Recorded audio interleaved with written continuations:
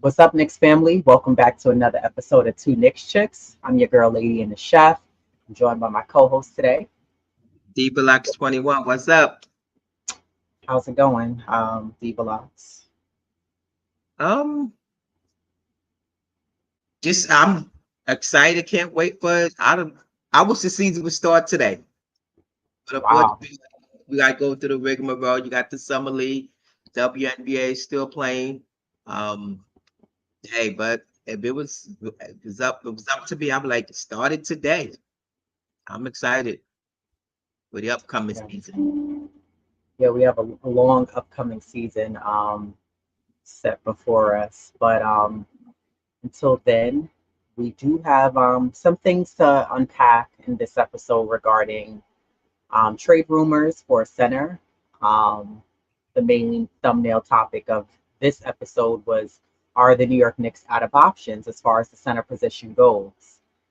This Knicks team, as we know, Isaiah Hartenstein opted to go chase the bag, and he decided to go elsewhere.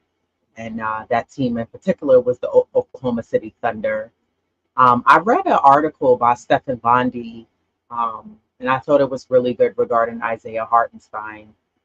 And we all know the main reason Hartenstein left was for the money. He got offered a higher payout by OKC. But part of the reason Isaiah Hartenstein chose Oklahoma City Thunder was an opportunity, he said, in quote, to expand my game a lot. He says specifically to showcase an offensive skill set that wasn't encouraged by the Knicks. He said, in quotes, if you're an NBA player, you have to adapt to certain roles. And that's what I did in New York. He said, my passing only came out in the last year. My first year, I had to adapt to a certain role. So I feel like I can get back to that shooting aspect before I was shooting. So I want to get back to that even more. Now, I remember I used to whine and bitch and complain during the regular season as to why Isaiah Hartenstein wasn't shooting the three ball. And I remember you and some people in the chat was saying that some people felt like we didn't need that from Isaiah Hartenstein. And then some people said, maybe that's just not what the Knicks need on their bench. But now this, and quote, hearing him say what he says proves what I Yeah, was saying, right. I think when you look at, and I keep saying this, but I'm gonna keep saying it until it's not gonna get played out. I'm gonna keep saying what I've been saying. When you're a five big man position in the game of basketball, sure, the post game is not necessarily there in this day and age of basketball. However, the way the game is played now, when you're a big, most bigs now, the more talented, those who worked to progress their game can utilize shooting the three. They can pass the ball. They're not just rebounders, catch and shoot under the basket, and they can give you a quick dunk, quick layup. And the reason why I also was harping on why Isaiah Hartenstein is not shooting a three is because we already knew that we had limited offensive capabilities with Mitchell Robinson. So to me, Isaiah Hartenstein, the way I looked at him was like, oh, I wasn't even expecting a three every night, but I said, well, he can give us a little bit more offense, which in return can attract the defense, take a little bit of the defensive pressure off of the perimeter, off of Randall. Maybe they get caught slipping, off of Brunson, off of DiVincenzo, because you have somebody who you got to worry about, and maybe they got to double team him at times or try to foul him and make him earn it. But when you don't have a center who's offensively forward in their game, what are we doing here? Playing hot potato back and forth? And I remember you making a comment that you said maybe the Knicks, that's not what they really want from him. But then I go back and question the Knicks coaching staff as to why two things. Why would you limit a player to what he can offer you on your team? Because that's another threat. And then two, I'm gonna go and use this towards Mitchell Robinson as well. Part of half of it, 50% of it is Mitch, because you're choosing not to say, well, let me work on my game in the off season. Conditioning, you're fine, but your game you haven't worked on improving and bringing it to another level or adding something to it. And then the other 50% of that again goes to the coaching staff. Mhm. Why hasn't the coaching staff? And I'm gonna tell you, it's very confusing because to me it seems like, well, they would only do that if you're a star player. Mitchell Robinson's not exactly a bum. No, he may not be Randall or Brunson, but remember when Tibbs said in interviews when he pulled Randall to the side and told him, I need you to get in shape and work on your game. And Randall did just that. And Randall admitted Tibbs told him that. So why haven't you ever told that in Mitch? Because as a coach, if I'm looking at my player, I'm saying, well, I see the capabilities of where you can go and the potential that you can bring to this team. If you add a simple hook shot, if you add a simple floater, maybe work on your footwork so you can add a hesitation and you could do a simple, layup to the basket at times. It can help us out to give us 4, 6 points on top of your 10, whatever rebounds you give us. But why hasn't the coaching staff put that emphasis on Mitchell Robinson to say, hey, we need you, listen, this summer, get in the gym with a coach, work on your game. And why at the same time would they limit a player like Isaiah Hartenstein to what he can bring, his full aspect of shooting at times to the game, and just say, well, we want you to just rebound. And I Yeah. don't think they knew he had the full passing potential because he said that was added this past season. But again, I understand players have to come on teams and play their role, but why would you limit him to not be able to add that at times to the game? Because we saw, I think, like twice this past season where the shot clock was down to two. And Isaiah Hartenstein, look, oh gosh, I can't pass it to nobody. He had to just shoot it up and he made the shot. Some of them, they were clearly lucky prayer shots. But I don't understand that with the Knicks coaching staff. Why are we limited players like that who play that position and they can give you more? And I'm gonna go take it a little further to Precious Achua. Like, okay, he shoots it more. He's not necessarily a five position, but did anybody tell him at the end of this offseason, hey, we need you to work on this? It's about the goal, it's about getting better individually so then you could bring that individual talent to the next level and you could bring it onto a team. So I don't understand that. I don't know. Do you know why They we're limiting players to what they could bring to the team? they might have some players just more boisterous when it comes to that, like Randall admitted it. They might have behind the scenes. Maybe they said something to Mitch because even Mitch on one of his reels, he hinted around like we're gonna see a difference or whatever in him. So who knows? Maybe they didn't. And what I heard, they probably didn't, but they probably told him the opposite. Like this is your role, and so now we just now hearing it. It's coming out. It's like now he could speak because I'm no longer a member of that organization at that team. So not only did I leave for money aspects, but my role was stifled or it was limited. So now we're hearing like the true reason. So yes, part of it definitely was money, but another part of it was so he can showcase his talent because he's saying, I know I could bring more to the table than just rebound. And yeah, they brought out, my passing, what I can do, offensively, on the court, and I became a great passer. So he added that to his repertoire. So now I guess, but he's taking that, across the pond, and and we're gonna definitely see him. Somebody said, yeah, he won't be on TV as much. I don't think that's what he's worried. He's worried about making a contribution and what I can bring to a team. Mhm. But it's like you said, it's like why do they stifle them? Don't you have coaches to work on, an individual like, player and what they can bring, I would rather him be, you know, both offensive threat and a defensive threat. Because there are a lot of bigs that can, shoot the three. Which how many threes have Ihart taken in this season?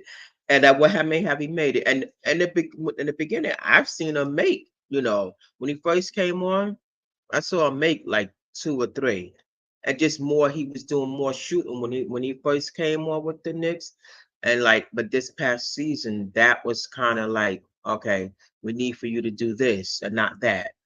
So we're not running the offense. You're not a part of the offensive scheme.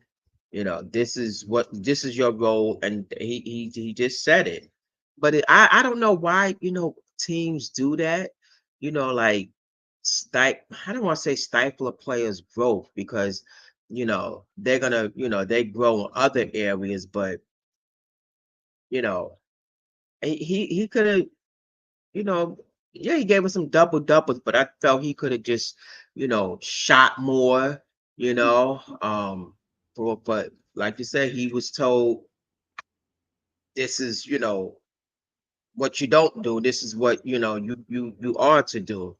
Um, Same thing with Mitch.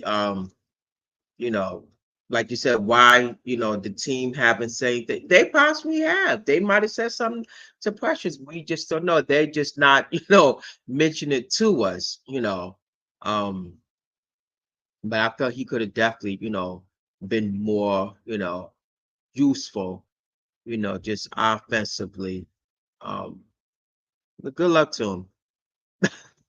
Yeah. Hartenstein admit that uh, he wasn't shy talking about his difficulty adapting to his limited offensive role at center position under Thibodeau, which is mostly predicated on screening and rebounding, which is different when he was with the Clippers. Hartenstein hit the occasional three-pointer at a strong percentage, which helped him rack up more points and assists per minute. So Hartenstein basically said uh, he feels like the Thunder coach is going to enhance his game. Now, I've seen where people have talked about people blame in the chat, people will blame Thibodeau and say, well, Tibbs didn't develop that player's game. They said it with Mitch. I've seen people say it with Grimes when we had Grimes. The coach is only there. The coach can only do but so much. They're more of a vocal standpoint and to point out and give criticism, right? But this is why they have assistants and developmental coaches. But I'm talking when you're on the off season, the season's completely over. As a player, you're making millions of dollars. So you have to invest back into yourself and say, well, let me hire someone, whether it's a former NBA player, someone who's known around the league, who guys work with. You better hit them up early. So this way you can get in their calendar rotation or whatever, and they can make time to work with you in the off season in the summer. And I don't think that certain guys do that, or it's not to the capability of let me enhance my game. So, I never really understood that as far as like, even if you're part of development on a Knicks coaching staff, why are you not making sure you're telling players like, this is what we need you to do? You know what I mean? This is what we need you to work on, et cetera, et cetera. Like, they're not going to help you do that, but you have to go out there and make sure you make it happen. And again, you're right. It could be that they have said that to players in the past. And, it's like, okay, I'm giving you the tools and the information, but what are you going to do with it? So, you know, I don't know. But in other center news, according to the Milwaukee Bucks insider, Jerry Wolfel, Brooke Lopez is on the trade block. So they're saying that his asking price, he's 36 years old with a $23 million contract, is too rich. Money is very tight for the Knicks, as we all know that. Um, but maybe some kind of movement could help them acquire Brooke Lopez. Only thing is that if they did entertain getting Brooke Lopez, that means that a trade for of Mitchell Robinson and some heavily protected first round pick would have to be on the line. So Mitch has 3 years left on his contract with the Knicks, um, and adding Lopez and clearing the books for potential free agencies in the future could be the move, right? Um, but Brooke Lopez, he brings versatility, right? He could shoot the three, he could rebound, he has championship experience, playoff experience, veteran experience.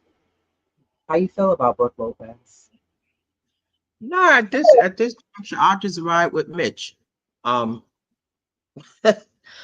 I mean, me personally, I'd rather stick with Mitch, because a healthy Mitch, yeah, offensively and defensively, what he can do for the Knicks and the organization, I'd rather roll the dice for him.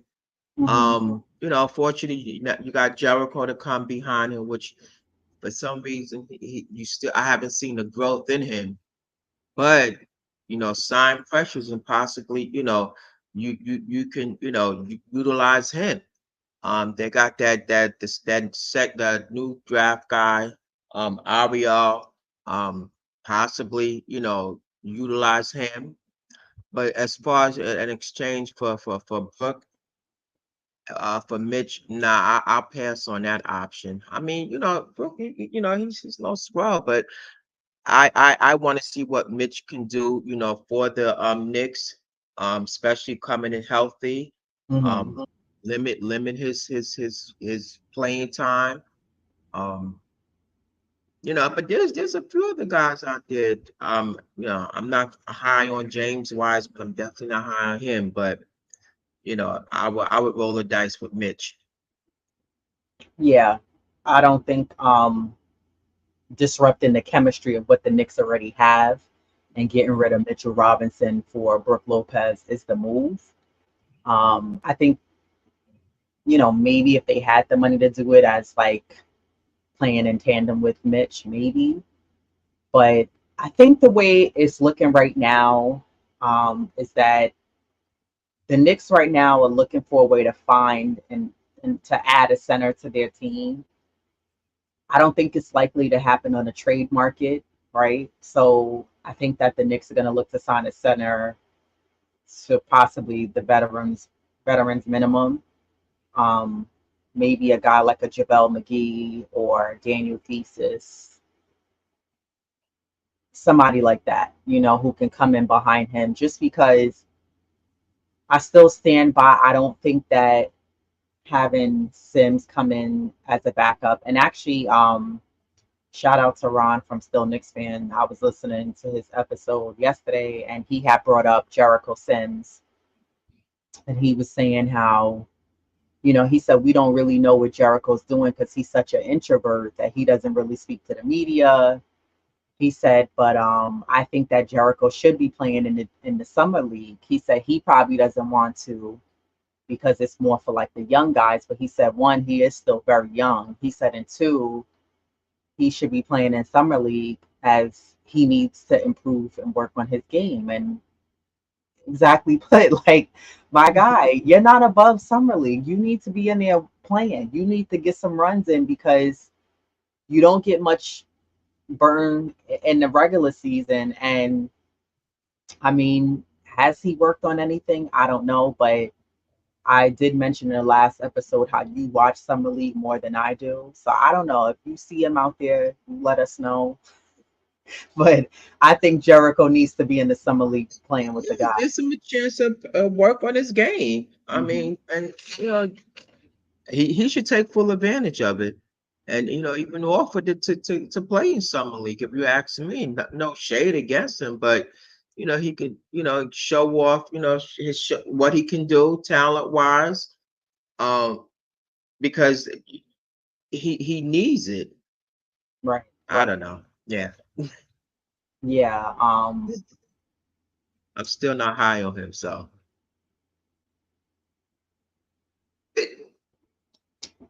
I did see, I was going to talk about this too. Salute to Paris Jugger. So Paul Reed was released by Philly. He's the perfect fit as the backup center and power forward. Yeah, I did read about that. I was going to mention that as well. Um, I mean, I think that's very, I don't know. I feel like it's a little bit of a small percentage of desperation bringing him.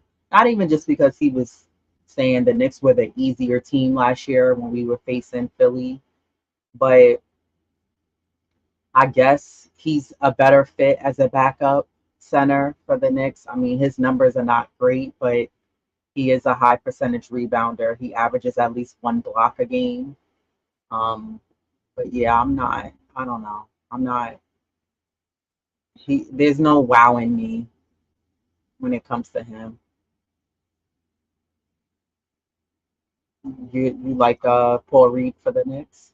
well, yeah, as a backup, I like him over Jericho Sims. Yes, if he could come behind Mitch, I think he'll fit right in. Um, he could he's a better scorer, rebounder. He's more of a visible presence, as opposed to I don't know. It's just something about Sims. I don't know. He's he's so introverted. Like he just I get it, everybody's not boisterous and loud on the court. Every player has their own niche and, how they act, how they perform, but you just need more out of him. And for whatever reason, we're not getting it from Sims. So if to come after Mitch, I think that'll be a great, someone to come off the bench. So I'm I'll take him over Sims and but then you know yeah then I was looking at James Wiseman. I think he was just re-signed 5 days ago. I don't know if that was the Yeah, Pacers. he That's was. so, yeah he's off the chop. So when you coming out to slim pickings, they're gonna definitely need somebody because although Precious plays a five, I feel like, and that's what we were saying all last year, the height differential that the Knicks like lack. And so I think that's with me that's like my issue. Like they need height, somebody that's a true five and not just that can play the five. So that's my issue, with that position. Yeah, same. I feel the same way. Um, Yeah. so I know a lot of people in the chat have been talking about the Knicks signing both Tyler Kolek and Ariel Hukporti, who both are current players on the Knicks, but also going to be playing in Summer League. So actually, the Summer League dates are July 13th. They play Charlotte. Then they play on July 16th against Brooklyn. Then they play on the 17th against Sacramento, and then the 19th against Detroit. I will be checking out Summer League because I need to see what, Huck Forty can do, Kolek, McCullough Jr., Pacome Didier can do. You know who would have played in Summer League as well if he didn't have to have surgery? Probably Deuce. Well, he signed, so Deuce, I don't think, Yeah, this is true. but you know who Um, needs to play? Sims. yeah, I really wish I could somehow add his name to the list. So, okay, the way the Knicks roster is set up as of now, for Point guard, they have Jalen Brunson, Miles McBride, and Tyler Kolek. Interesting to see what Kolek can do in the point guard position. Shooting guard, they have Mikal Bridges and Dante DiVincenzo. Small forward, they have OG Ananobi, Pacome Didiak, and Kevin McCullough Jr. Power forward, they have Julius Randle, Josh Hart, and Keitha Bates Diop. And at center, right now, we have Mitchell Robinson, Jericho Sims, and Ariel Hukporti. So they are just still missing another center position that we currently have open. Um, Listen, I think right now the Knicks may have to go and play small, but if we can find somebody else with some height and the skill set to add, great. A lot of people have been talking about Huck Porty and what he can do. My only rebuttal to that is Tibbs gonna play him? Tibbs has a trust issue, and it sucks because you know there'll be guys with the talent on the team, but they're sitting on the bench. Um, so I don't know. Yeah, because you know the Ariel, he came out of second round, 58th pick. So how much of a contribution will he make this season? You Mhm. know, definitely he's going to do summer league, and then you got the training camp X, Y, and Z. So I what will he, or how much he's going to play? Right, Hyper, God forbid if Mitch goes down, they still haven't signed Precious, so you don't know where that's still up in the air. So then who's your backup? Turning Randall into a five, I think that's a horrible a move. Um, because like I said, we need a true, not somebody that can play or turn into like that position. So now that leaves a strain on the roster. right, So then where do you go? Who do you turn to?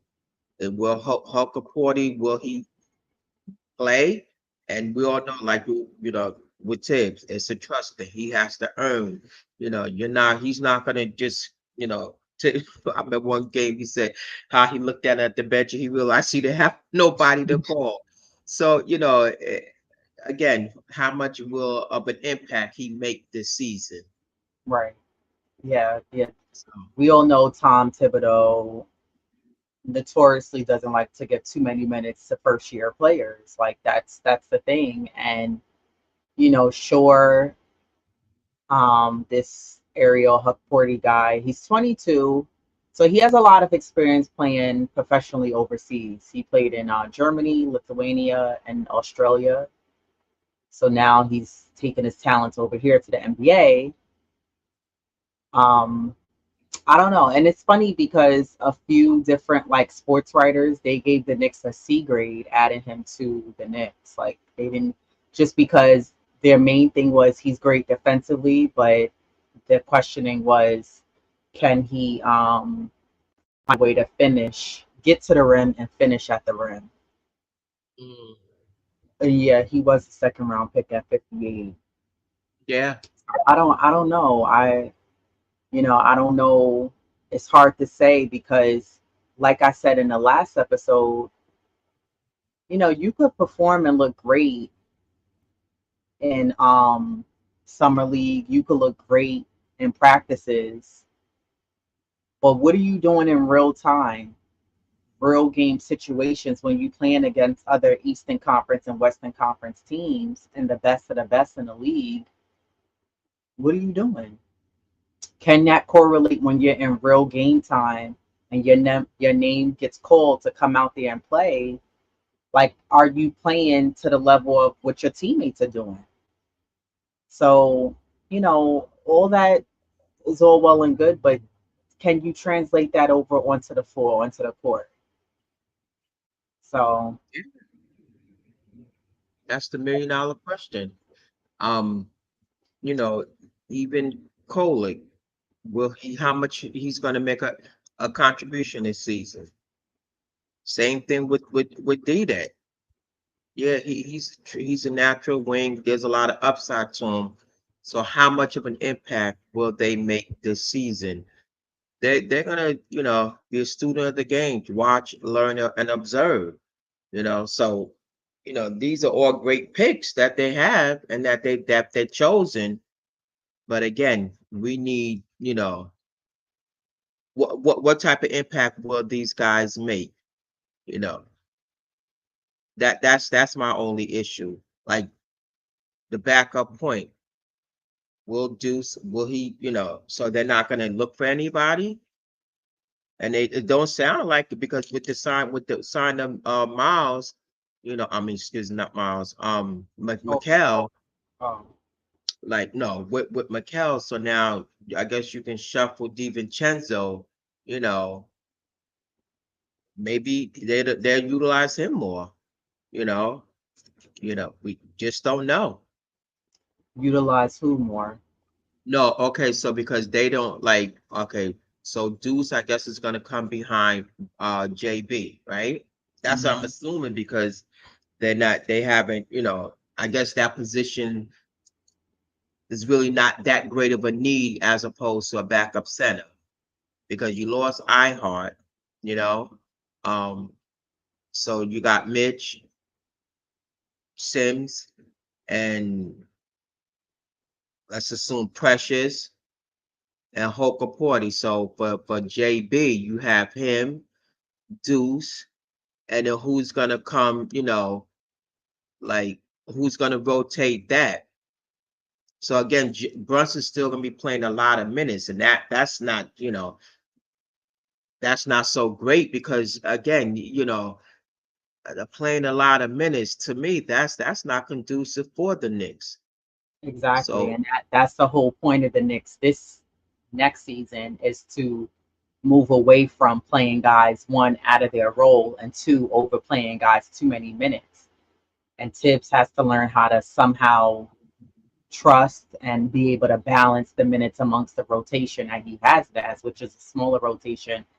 But I think that it goes back to what I was saying. If you're playing certain games and you're up on a team for the majority of the game, including deep late in the fourth, and it's maybe 5 minutes left, 6 minutes left, like you could sit Brunson down, you could sit Julius down, and let other guys get in so you can see what they can do.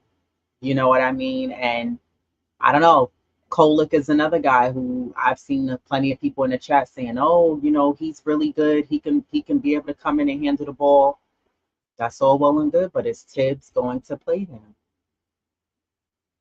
Like he Tibbs would rather just keep Brunson out there because he don't trust.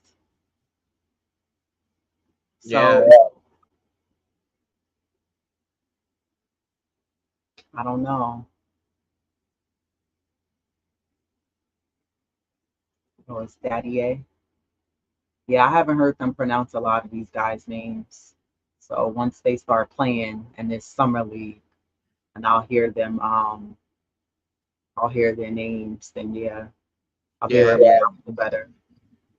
Yeah, he had it already. He was seen with a boot on at one of the Knicks camps. Who Deuce, right? Hmm. Oh yeah, he had the surgery already.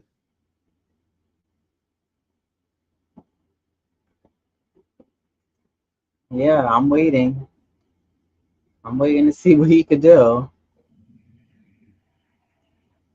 Salute Kareem. He said, I've seen a video of Sims doing drills, but summer clips don't tell me anything. Exactly.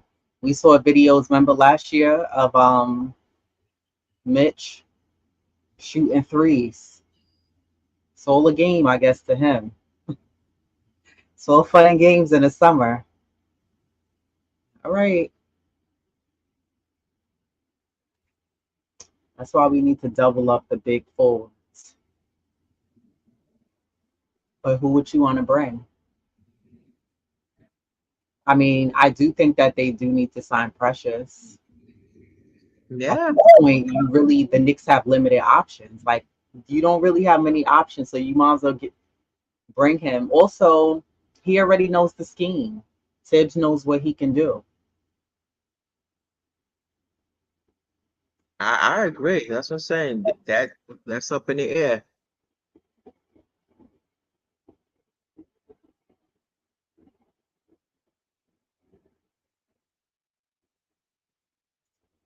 Oh yeah, I heard that too. Yeah, I forgot about Larry Nance. Yeah, Josh does not want to play power forward. So Exactly. Yeah, again, playing out of position. That's what you yeah, meant. yeah. I think we just have to hope that this next team also stays healthy so that guys do not have to play out of their position. And yeah, and I like I said, I hope that this past season was a lesson learned to from Leon down to the coaches that you have to have solid backups. I kept harping on that like the whole season that we didn't have backups, and they were lucky that you had Hartenstein stayed healthy, Josh Hart stayed healthy, DiVincenzo stayed healthy, Brunson stayed healthy. You know, you do stayed healthy.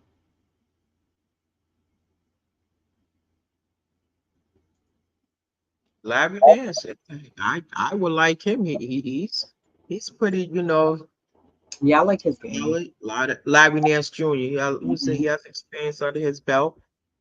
So I believe, like this, the front office been, very, selective, the guys that they, been choosing so far. And that's why you gotta, you want to, choose wisely now, and not out of desperation. Right. So I believe that, because they know what Mitch is, going to be able to give. And like I said, looking at the what ifs, because this is why they've done the signings that they've done.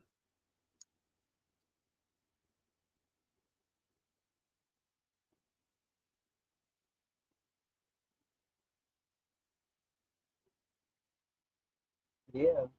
I think depending on Tibbs may have to pull guys off the bench and play them. I agree. He should. If he's wise, he would do that. Salute Corey Lee from the 718 boys. Um, he said, we are acting like we are desperate. Our front office has gotten us this far without doing something drastic. I just don't want the Knicks to move and act like they're desperate. Like, don't just take anybody. And that was what I was harping on the last episode. Don't be desperate and just take anybody to run up and down and be a Sims 2.0.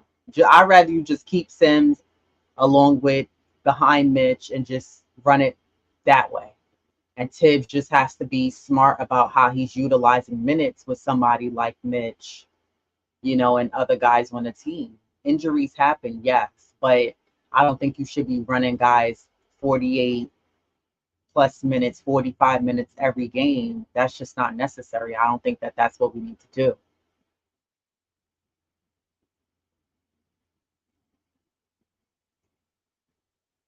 Yeah, I definitely want to see what these guys could do. But again, the competition is not the same level in summer league like it is Yeah, that's their in the first summer NBA. league game next Saturday. Yeah, it's just not. Salute those sort. Salute.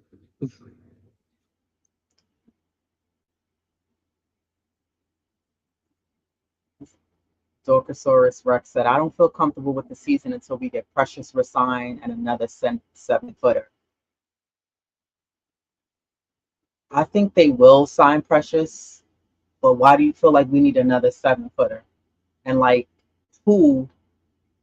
I know you've been in the chat naming people, but like, who in particular are you hoping or would like the Knicks to sign? There's quite a few people up there, but I don't really think you need to bring back Malachi Flynn. Like, we already have enough guys who could, and Tibbs barely gave him any. any minutes when he was on the team, to be honest. He was he had like one breakout game, and I think that's when we played Memphis, the Grizzlies, and he had a really good game. But Tibbs didn't really give him no minutes. This is what I'm saying. You could have talent on that bench, but you'll never know because Tibbs doesn't necessarily give guys consistent minutes throughout the game to be able to prove and show what they can do.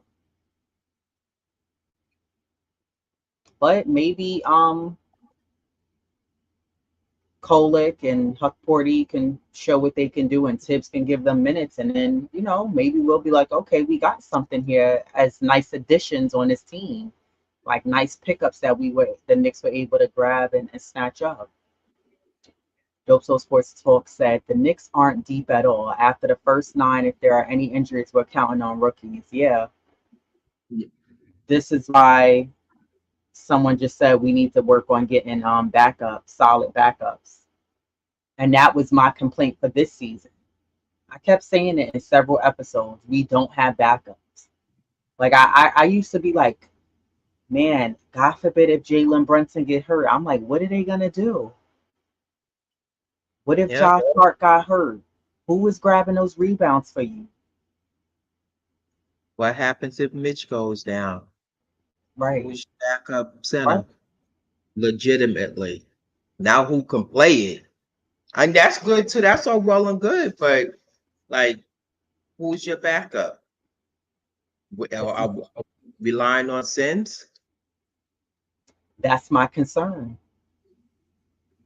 That's my concern because then what happens is if they don't really two things. If Tibbs doesn't give one of the taller rooks on the bench the burn, I mean, yeah, eventually one of them will have to come in because remember, Sims came in one game, tweaked his ankle after the jump ball.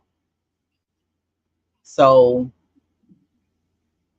you can't just rely on Sims to do what Hartenstein did last year and play a bunch of minutes. I don't think that that's wise to do. But then if not, then that means the Knicks are going to go towards Randall to play the center position. And I don't really know how I feel about that. I think Randall has the strength to be able to handle his own down in the paint against those bigger guys. But I've I've heard some people mention OG Ananobi, but like I don't like guys having to play outside of their position. Like this is why the team needs to be constructed where whatever's your role, your position you normally play, you should be able to play and let that be that.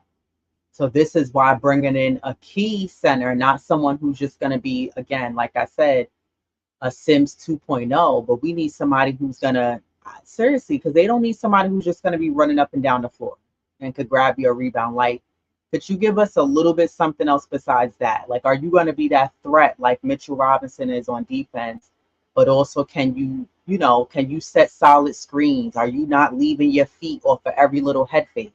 That's annoying. I don't want to see that next season. You know, I was just thinking, just sitting here, right? The Knicks, I'm in my heart of hearts, I have to believe that the Knicks should have known that they was gonna lose iHeart, right? Because they knew they didn't have the money. They knew other teams had more money. So why didn't they get those backup centers that were available? Before the Because they season knew they happened. wasn't gonna be able to sign iHeart. Like, Mhm. do you expect for this guy to stay for that little bit of money? It's a little bit for him, and apparently it was because he's getting 29. So and there were, like all those centers that were available at the time, which was Drummond, Valanciunas, like couldn't have been a possibility like you could have possibly had enticed them to come over because you knew iHeart was gonna walk. So now it's like you sort of like picking at scraps, and not that any of these guys are scraps. Like like Larry Nance, he's available. The other guy Reed. Not that they're scraps, but like when you had the chance to possibly entice, somebody like a Drummond, you know, that's a legitimate center. Like, why didn't they try to go after those plays when they were available? Now they're all off the board. They're off the Right, table. right. So that's just I was just thinking that. Yeah. There was a comment. McBride is the backup. Kolick is a rookie, and Flynn is the known quantity. Yeah, but is Tibbs gonna play Flynn? That's the question that I keep throwing out there because I don't think it's that the majority of fans are we're sitting here pretending like Kolick is not on the team. One, I think we need to be able to see what Kolick could do. And then two, in order to be able to see what he can do, is the head coach of the New York Knickerbockers going to play him? Is Tom Thibodeau going to give him minutes so we can see what the man could do? And when Malachi Flynn was on this team, Tibbs barely gave him any run. He barely got in the game because Tibbs, once he is so dead set on whoever he loves and likes, that's who's getting the majority of the playing time. It's unfortunate, but that's the way Tibbs coach. The Knicks could be up by 20, 25 points with 3-4 minutes left in the fourth quarter. He still has Brunson out in the game. He still has Julius Randle out in the game. He still has Mitchell Robinson in the game. I don't understand it. That's your opportunity to bring in those guys like Kolick, to bring in Flynn to play those minutes. Now he does it sometimes, but sometimes sometimes he does do it, it's like 2 minutes left in the game.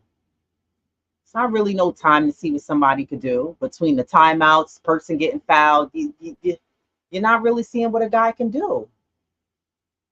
And that's more Yeah, of a yeah. Tips problem, is that he doesn't have the trust to be able to play those guys. So I don't necessarily think that we're necessarily disregarding or pretending like Kolick is not there, pretending like, or Flynn could possibly be on the team. But my biggest thing is I'm all for seeing what talent could do if the coach is willing to play them in a game. And that's the issue that I feel like we have with this Knicks team, is that Thibodeau, he doesn't give like rookies or even guys who may not necessarily be a rookie, but we got them in a trade and we bring them over. Because let's be honest, Precious Achiuwa only got the minutes because both Mitchell Robinson and Julius Randle was out. So he was coming in to relieve Isaiah Hartenstein at times and give him a breather. Otherwise than that, if Mitch would have been healthy still and Randall wasn't hurt, would we really have seen a lot of Precious Achiuwa? I think Precious would have got those same amount of minutes that Malachi Flynn would have gotten, that For sure. Deuce was getting before Deuce got signed and proved himself. He would have been getting them sprinkle minutes, because that's how Tibbs does with the games. He doesn't play guys, and it's unfortunate. And I want to see Tibbs really.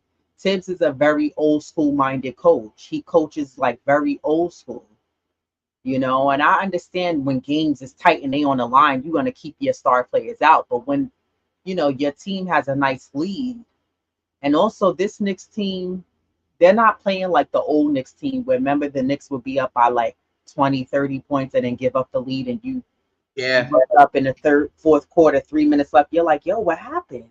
They only up by 8. They don't do that anymore. Or they're not like the old team where the Knicks would be down and will never somehow get close or within distance. Like, this team has resilience, they get back. So I think even with both of those scenarios, it kind of falls on Tibbs. Like, is Tibbs gonna want to play these guys? That's the issue.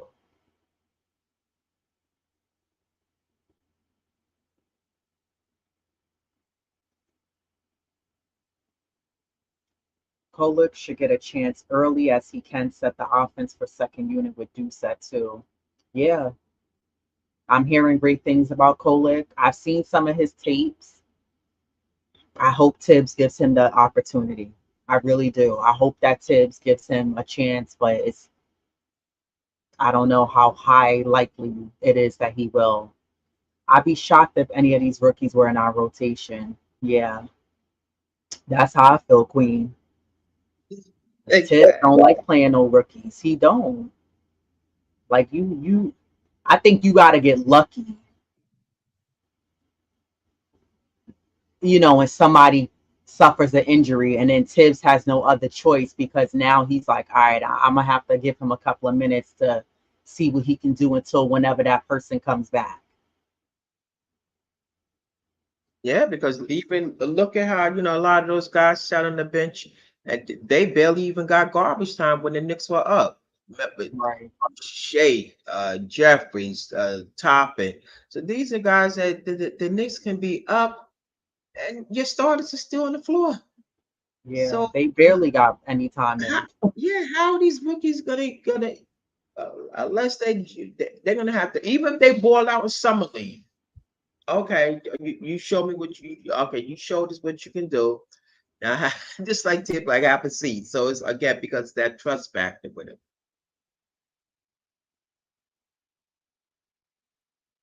Yeah,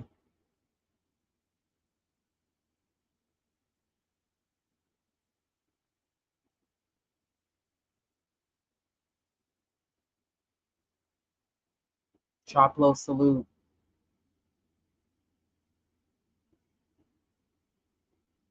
King Ribby salute. So OG will miss a few games. That's why Dante could start. Listen, if OG misses a few games, the key word is few. I don't really want to see OG missing more than 15 games, if that.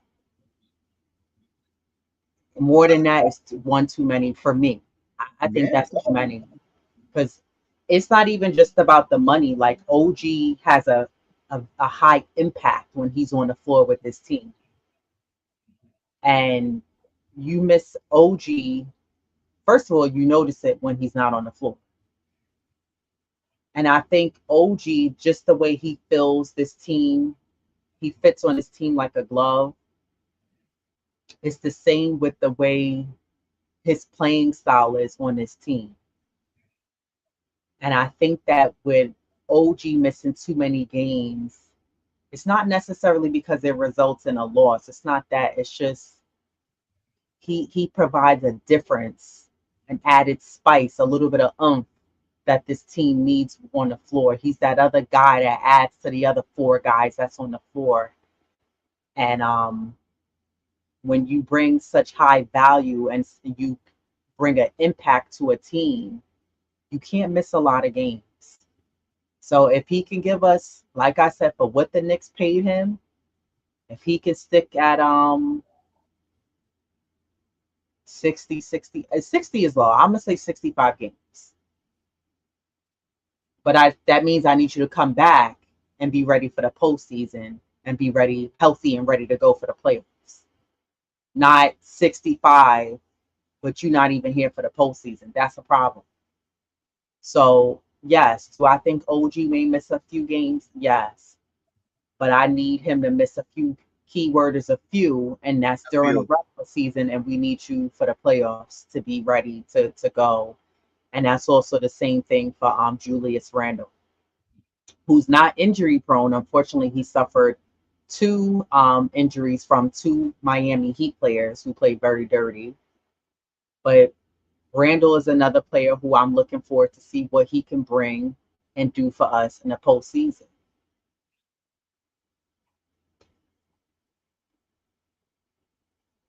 The only player who is at that level of OG and Randall, who I think we don't really need to question what he can do, is Jalen Brunson.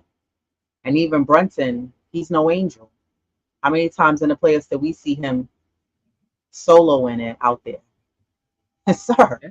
you got four other guys on the team with you. Please pass the ball. So I do not want to see that from him next year either. Please don't go out there and think this is a one-man band and you just gonna go out there and just keep trucking up shots. No, So I definitely believe with this roster, how it's constructed, there's it takes a lot off of Brunson. Yeah, if you get a healthy OG back, you got Mikal. Um, you got DiVincenzo, Josh Hart could definitely move to his natural position.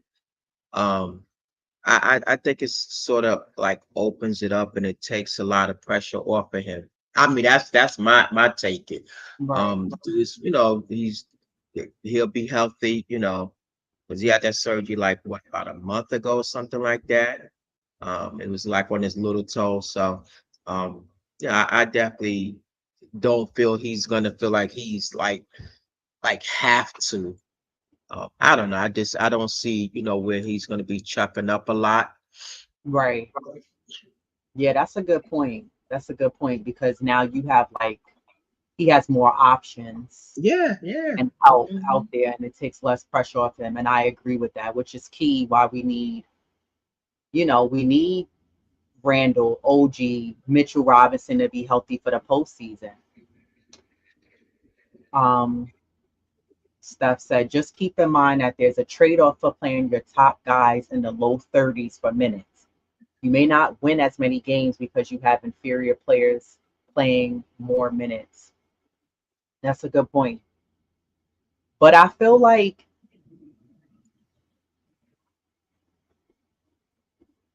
I don't know. I feel like it could go one or two ways.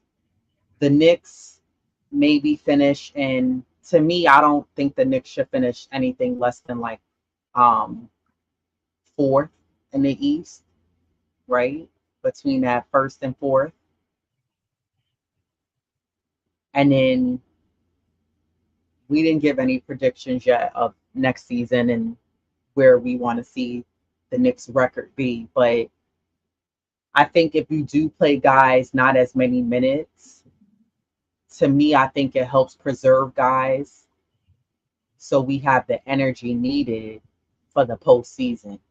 So maybe you don't win as many games, but I don't think you should necessarily cop out like how some teams did this season, right? So that they couldn't play Milwaukee or they couldn't play Boston because they were trying to go the easier route or what they thought was going to be the easier route to get past the first round. And the Knicks team is not like that. Like we ready to face their dogs. They're ready to face whoever.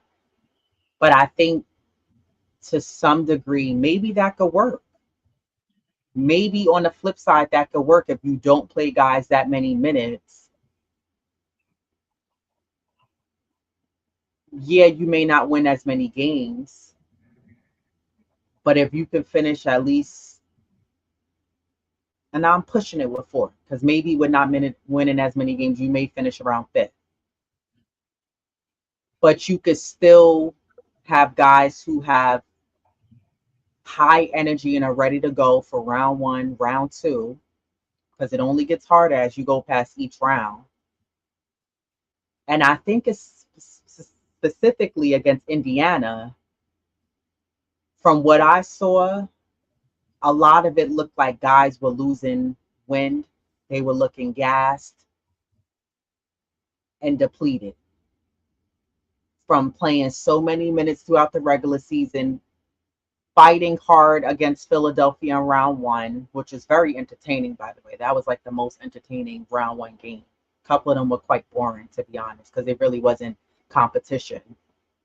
And then round two came and the energy was there the first two games. Then it kind of like it was dwindling little by little. So I think maybe that can be an option for the Knicks that maybe, you know, if you play guys less minutes, maybe because you don't have a solid center backup, or you if we do, but I don't want to see, you know, Mitch, Randall, Brunson, Mikel playing all these high minutes, Josh Hart playing 45, 50 minutes a game.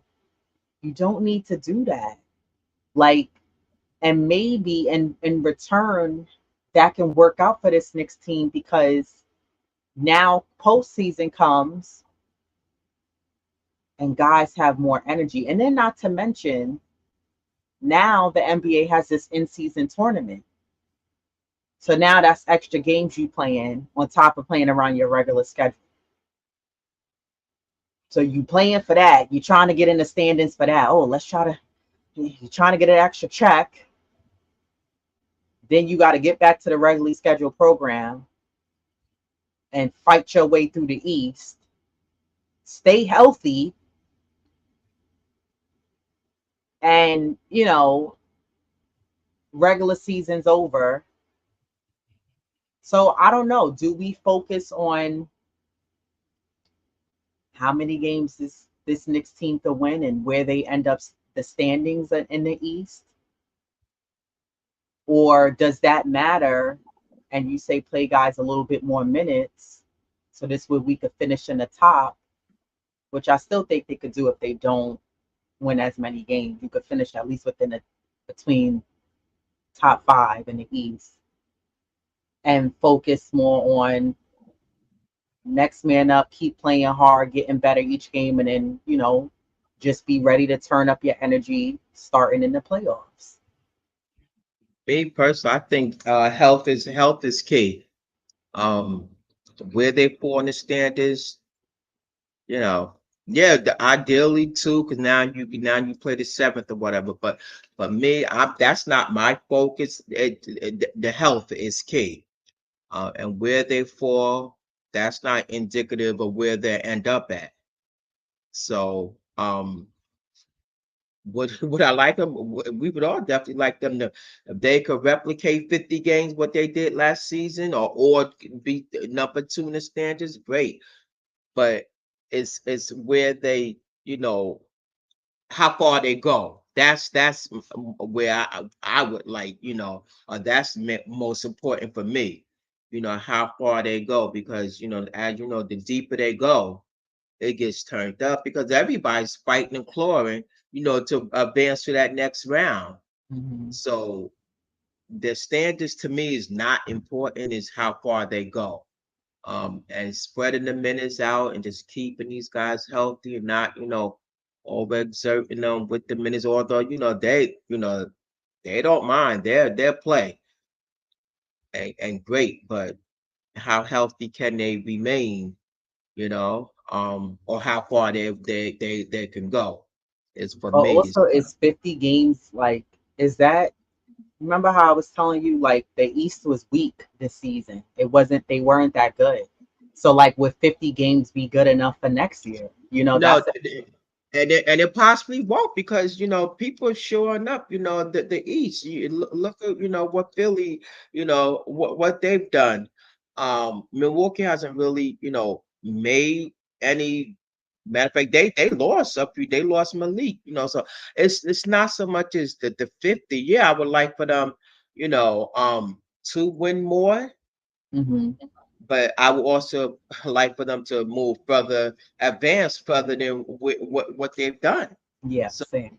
like I said, just because that doesn't, at when you get into those places, is anybody's game.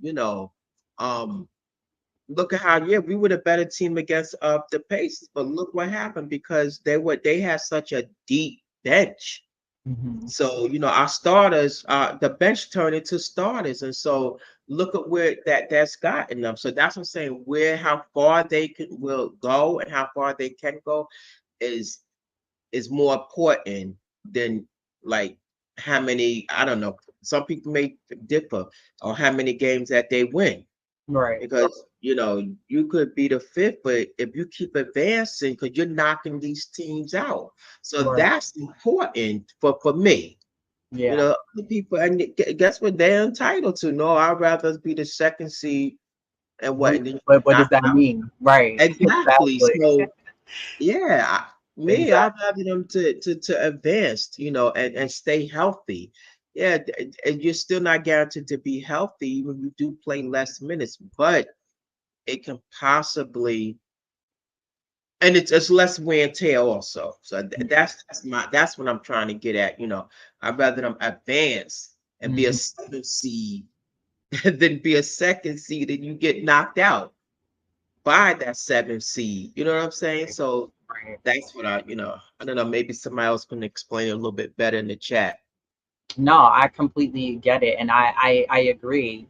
I think also the Knicks have proven that they can get to the first and second round, but they have to prove they can get out of the second round. Yeah, So your standing shouldn't necessarily be like a huge factor. It's more about what can you do in a postseason in advance to get to that Eastern Conference, and not just the Eastern Conference Finals. I'm looking for you to get to the finals. Like exactly. we're not just looking for you to just stop there and just say, okay, yeah, we're ready for Boston.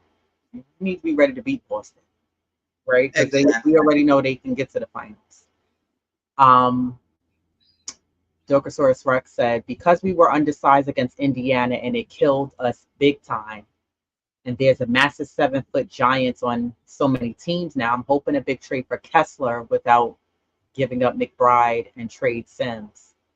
Yeah, I don't think the Knicks are interested in trading McBride. 100% agree with you on Kessler. I love what he can bring for this team.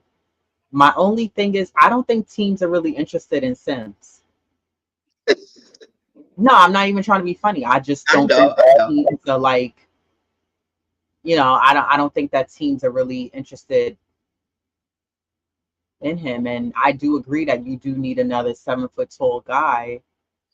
And Um, there's talks with Kessler and Knicks, but because he's on the Jazz, and we know where Danny Ainge stands as far as he definitely gonna want something high in return, and I don't think it's gonna be Sims. Maybe but I definitely hope they could hold on to Deuce. I mean, I've loved the growth that I've seen in him, and just the potential of what he can do and what he can bring to this team. But yeah, let's see. I'm sorry to cut you off. I know you were in the middle of something. no, no, no.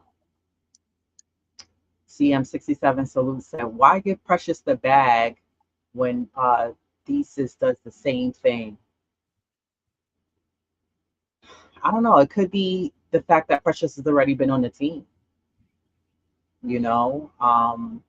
The Knicks clearly didn't necessarily. I don't think it's that the Knicks, also the fact that the Knicks didn't offer Precious a contract yet. I don't think it's necessary that they didn't like him. I just think they were more so looking after keeping the cap flexibility there. But I don't know. I don't even know. I can't recall how much Precious was looking for. I don't think it was much. And I And think they offered him like 6, but I think it was like between 8 and 10. hmm,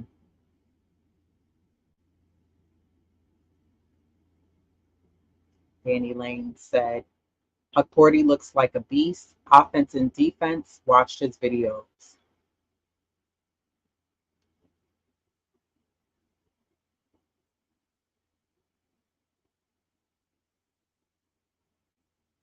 See a lot of people commenting on Mitch saying that they think he's gonna go down at some point during the season. Gee, Right? Yeah, I need some of that Divalux optimism.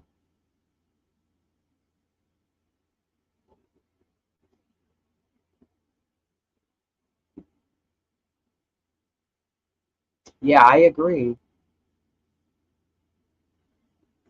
I don't think we need Randall. I don't like the idea of Randall playing backup center at times because that's not his position. I think Randall rumbling with the centers when he's going after them offensive rebounds, he could hold his own. But sure.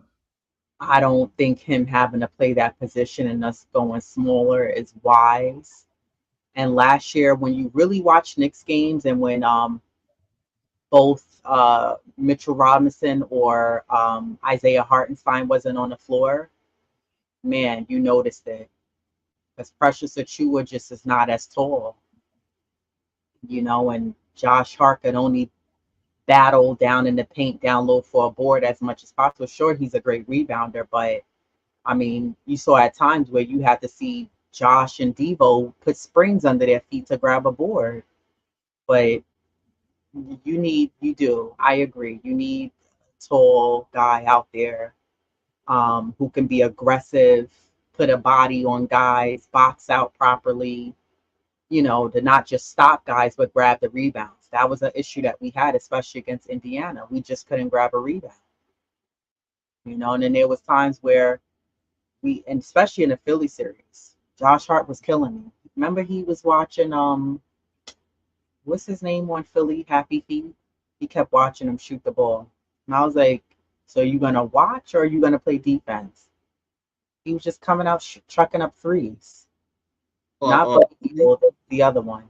Oh, Hill, Buddy, not the No, Thomas not him, No. the other one. Just kept coming out shooting threes, and Josh Hart watching him. Oh, Payne, Cameron Yeah, Payne. Cameron Payne. Josh Hart was watching him. Every time he was just watching and then watching a shot go in the basket. I said, wow, you're not going to box him out. You're not going to go. Like, I said, yo, this is what I'm saying. I don't want to see people watching. We're watching as the fans. You're out there on the floor. Move your body.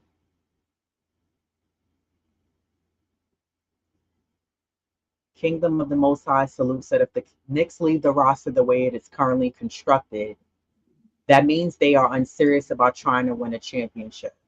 I don't think so. Because why? They don't have a center, are you saying that? Or do you feel like they should have gotten some superstar, which I don't think that they need? They've proven that they can win teams without a star. Minus the OG hefty payout and a lot of what they gave up to get Mikal Bridges, I think they added to the team, to be honest. Both are needed. OG's needed. Mikal Bridges is definitely needed for his scoring. Exactly. And now you could have the bench guys who were starting last season actually come off the bench and do their thing. But I think this Knicks team is trending towards a championship.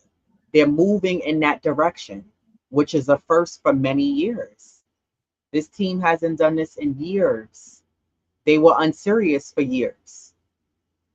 Dolan had all this control, and it wasn't until they got Leon in, and I guess Dolan said, let me fall back a little bit and let the man do what he does best, what he's experienced in doing.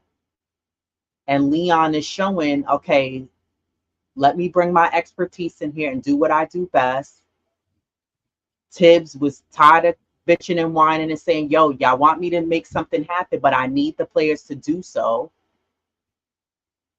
And Leon said, okay, let me do what I need to do so I can not only make him happy, but make the players who are currently on the team happy, make the fans happy. They're depressed. They're tired of seeing this team lose. It's embarrassing to have fans come to your own home court and they're booing you. So this team, the old Knicks team, would have one or two good players, but there was no help around them. I don't know who was part of recruitment, but they were doing a horrible job. But now, and also let's not forget to mention, the Knicks haven't had a true solid point guard in many years. Raymond Felton is not Jalen Brunson. Jeremy Lin is not Jalen Brunson. It's not the same players. Yeah. It's bringing Jalen Brunson brought them to a different level. And I'm not just saying it was just him, but sometimes that one player makes other players want to come to the Knicks, but also change the energy, change the vibe. Because before we had Brunson, Randall being there reminded me of, and I'm not comparing their games, but I'm saying the Knicks as a whole. It reminded me of like when we had Melo and when we had Amari. You had one good player, but there was really no help. And that one good player had to do everything. I got to get rebounds. I got to shoot. I got to do this. I got to do that. Insomnia, night in, night out, whether at home or on the road. You bring Brunson in. Now Randall's like, okay, we got some help. You bring Josh Hart here. You bring Dante DiVincenzo here. And with Mitchell Robinson, now Tibbs can actually coach. He can move the team in a direction of winning. And Tibbs is known as a coach who helps his teams get better and win. This team went from pathetic losers who were going nowhere, who were unserious, to, as a Knicks fan, you could wear a Knicks hat, a shirt, you could put a banner on in your apartment or your house, and no one's going to bother you anymore, because while there's still a lot of people who take the Knicks as a joke, this Knicks team is not just a regular season team anymore. This Knicks team is a playoff bound team. They're not a first round one and done. This team makes the playoffs. They're exciting to watch. It's fun to watch them. It's still kind of stressful, but it's not as stressful as it used to be. And it's even fun to go to games. And it's fun to go to games. They also don't get blown out. They're not losing leads. They know how to climb back after being down by 20, 25 points. They play with heart. There's resiliency. There's more consistency with this team. And championship teams don't win the championship in 1 year. It takes them time. I've heard Queen say this plenty of times on many of her episodes, and it's true. It took Boston a few tries to get there. It took Denver a few tries to get there. It took Milwaukee a few tries to get there. The Knicks are trending towards that championship. I truly, in my heart of hearts, can confidently say I don't feel like this is like a fad where they made it for 2, 3 seasons to the playoffs and then Yeah. they're going to reverse back. No, there's no more of that. This organization has changed. They're trending towards a positive change, and change is good. And I think Dolan had to step back some, allow people who have the expertise, the right people in there. Because when we had Isaiah. exactly. you, it's like you read in my mind. Horrible. Yeah. Yeah. So It's about who you placing in these positions, and even it goes to the head coaching.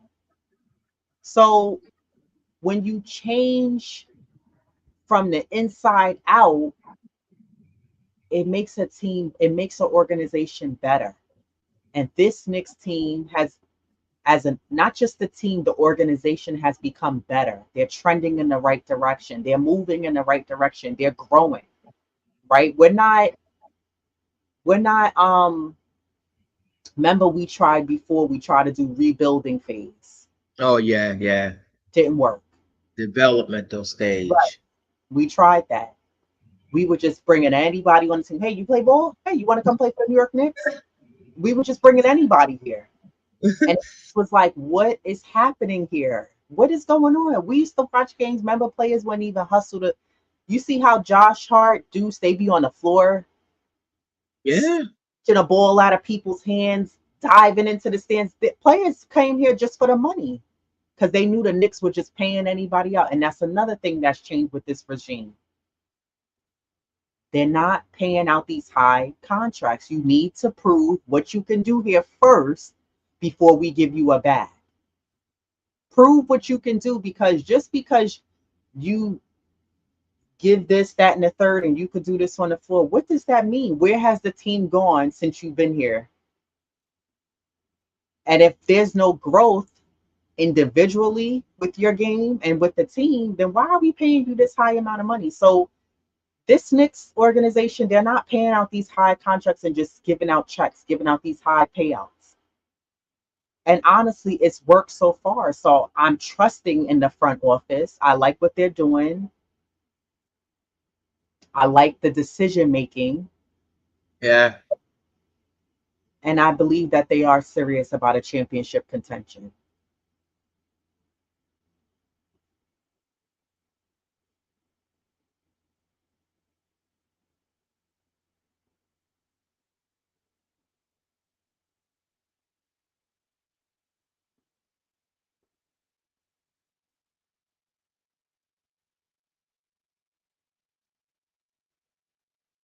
So yeah. I'm look. What you I'll read be the watching. comments? I'll be watching and see. I'll be watching to see. We could get Jalen Duran and Jaden Ivey back for Mitch, Rob, and Deuce. Damn, you just we cleaning up shop. So you want to get rid of Mitch and Deuce for Jalen Duran and Jaden Ivey.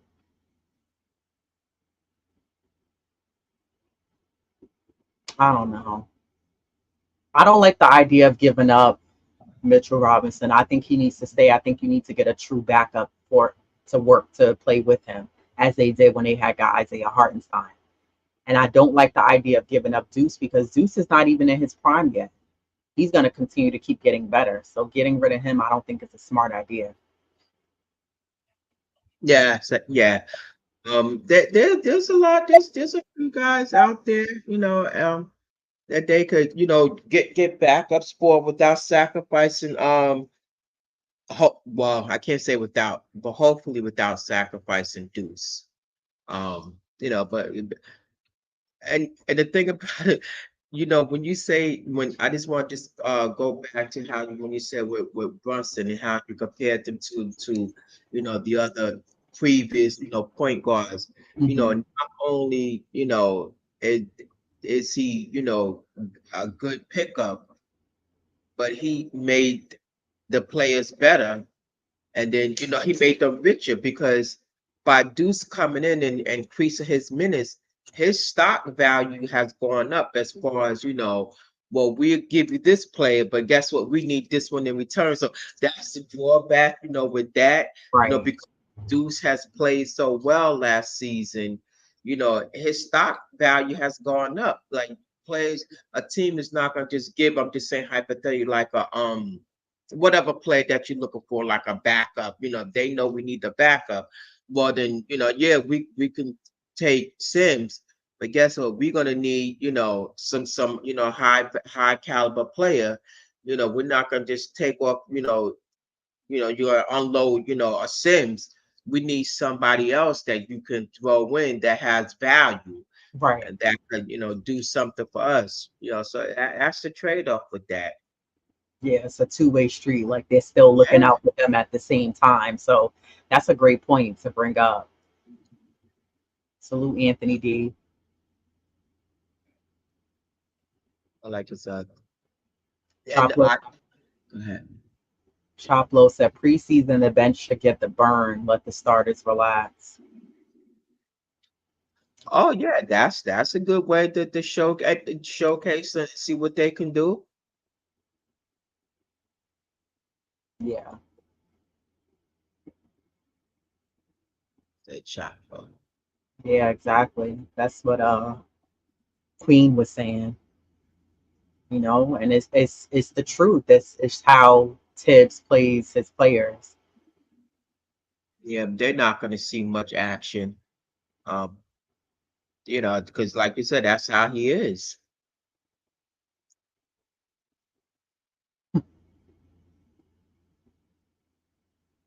Yep, that's what we keep saying.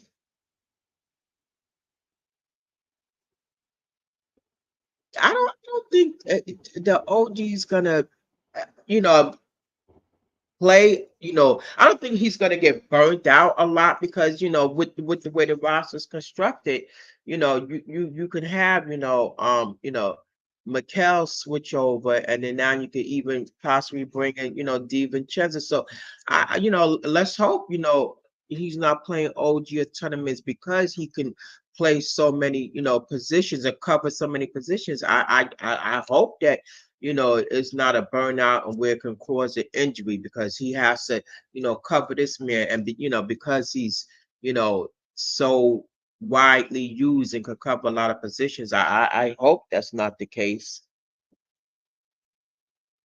Yeah. Hmm. Sometimes Brunson has to rise to the occasion when the team was not clicking. Yeah, he did. But I think that next season, I think he's going to have the help.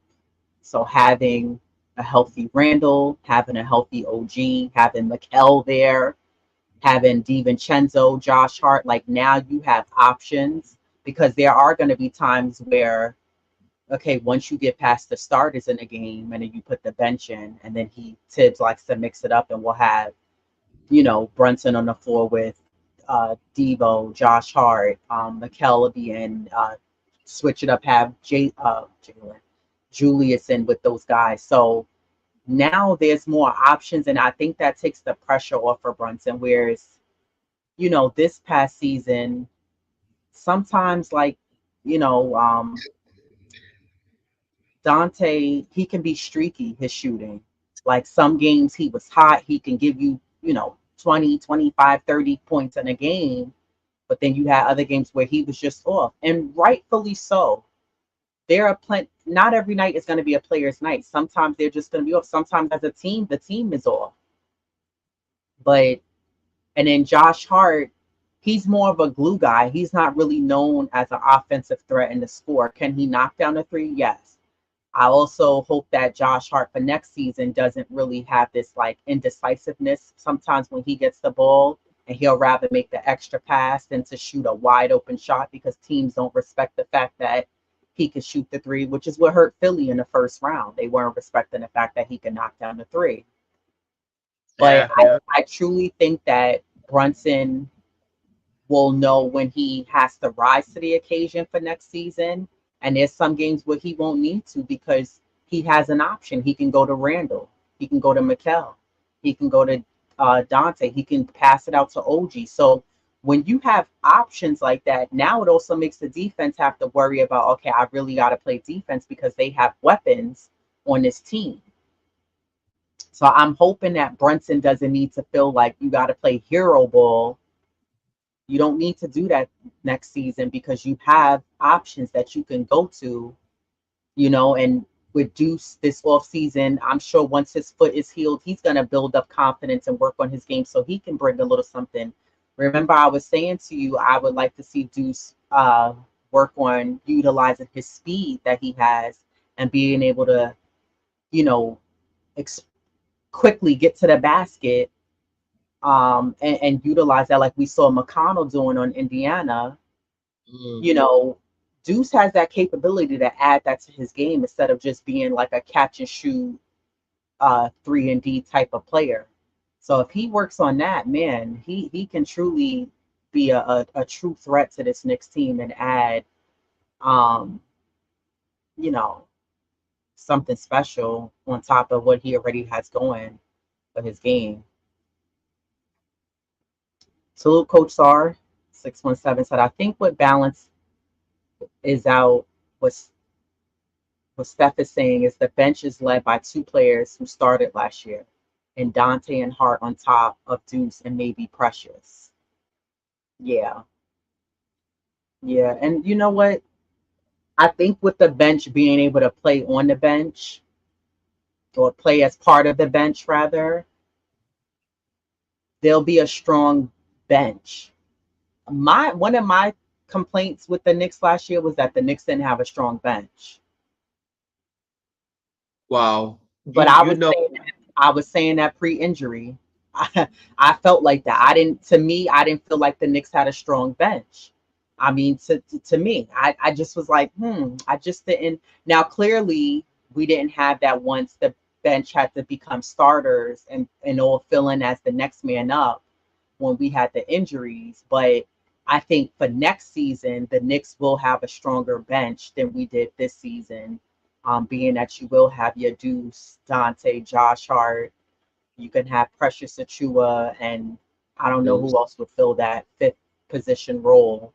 But I would like to be able to see, you know, both Brunson and Randall get a rest for a couple of minutes and not have to play with the bench, or Tibbs have to go quickly and look down the bench and tell Brunson, get back in there. Like, you know what I mean? And on top of that, the bench needs to learn how to be able to maintain their own and not have to, you know, don't go in there and play sloppy. Tibbs shouldn't have to quickly go, all right, let me put Randall and Brunson back in and we put Mikel back in because y'all, I don't know what you guys are doing out there. You know what I mean? Like, the passing, the grabbing the rebounds, the playing the perimeter defense, all of that, it counts. But I think this next year that the Knicks truly will have a strong bench compared to what they had this season. I mean, I always, I feel differently. I felt in the beginning of the season, last season, that they had a pretty strong bench, and our bench was making huge contributions. Um, I, I felt that they did, and I told you the reason why. But you feel otherwise, and I feel this season's definitely. I think the bench is even stronger going in this upcoming season. So Yeah, those minutes went up. Those minutes went up because of injury. Are you saying we're going to be depleted again, or is this a backhand at Tibbs? Well, no, I completely agree that the bench minutes went up because of the injuries that the Knicks sustained. Um, I'm just saying that I don't want to see guys playing a whole bunch of minutes with a healthy Knicks team, and then the regular season comes, playoffs come, and guys are losing gas after round one, or damn near at the last few games of round one because they've been playing so many minutes. I think the health is key first and foremost. So if this Knicks team can stay healthy, then great because, and then if you have, with me saying that, if you have players like OG and Mitchell Robinson, if they can give you at least, Mitch can give you at least 60 games, OG can give you around 65, but then they can get better for the playoffs, I'll take it. But my only backhand at Tibbs is that Tibbs has a tendency throughout the regular season, especially early in the season. It'll be like yeah, November, December. The Knicks will be up 5 minutes left in the fourth quarter. They're up by 20, 25 points, and Tibbs still has, you know, key starters in or key guys from the bench in. Like, why you have them in the game? I don't understand that. So, you know, I don't know.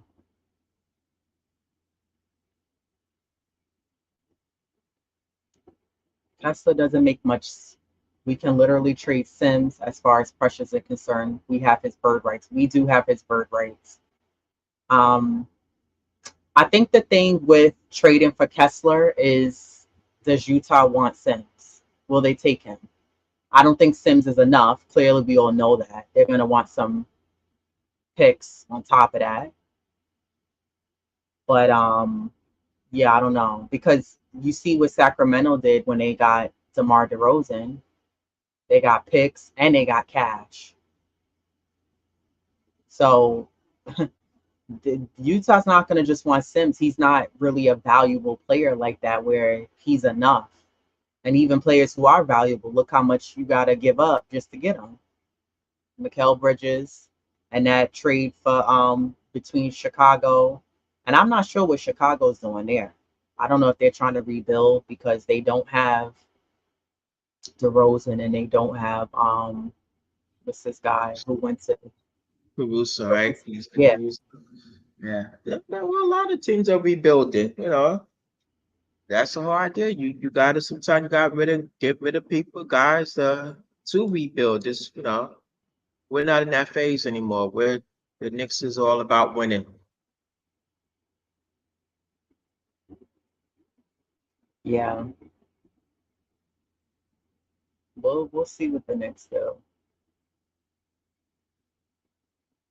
50 plus wins, Eastern Conference Finals. It's our destiny. Hopefully the finals championship. Yeah. Well, Oh, I agree. I don't think the Knicks should go nothing less than 50 wins, to be honest. Like, yeah, yeah, it would definitely be. It's kind of disappointing considering they won 50 last season. This past season that just went by. But for me, 50 wins definitely or more is the goal. But my ultimate goal for them is to advance. Um, even if they were a 7th seed, just to to advance to the Eastern Conference, finals and the championship. Right. Exactly. Winston Jones. Yep. Yeah, I know Yeah, he's still, everybody's beatable. yeah, he's still on the market too. Marketing. Yeah, Again, who you giving up? You know? I think that's the big question. So where's your. Don't My thing is don't disrupt what we have. It ain't broke, so don't try to fix it. Like getting rid of Mitch to me is not the answer. I think you need a solid backup to Mitch.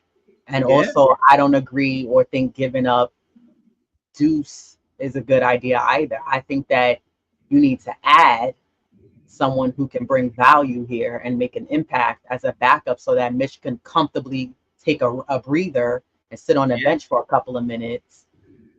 But it's like you just said, and I just don't think that Sims is just going to be enough. Clearly, teams are gonna want a little bit more than just that. So I don't know how much more do the Knicks have to give to be able to bring over a Kessler or a Laurie Marketing. Like I don't know how much more you know they can offer to be able to make that happen.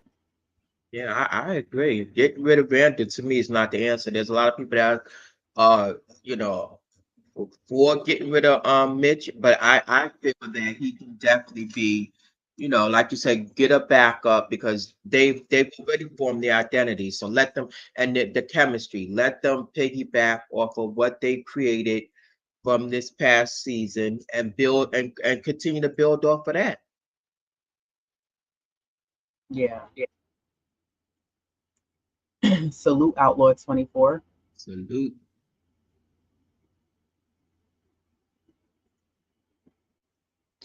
Watch Akeem the Dream and compare Hut Kaporti, and you will see what I'm talking about. I don't think that the question, like I was saying earlier, is the questioning the level of talent that these guys have, these rookies or these guys from overseas. I think the real question boils down to is Thibodeau going to play these guys so we can see their talent in real game time against other Eastern Conference and Western Conference NBA teams where that really matters. Like Summer League is one thing. You could bring a guy from G League, that's another thing. But what are they going to do when they're playing against other NBA teams where we can really see them shine, where those wins, losses count? So that's more of that's more what I'm looking for.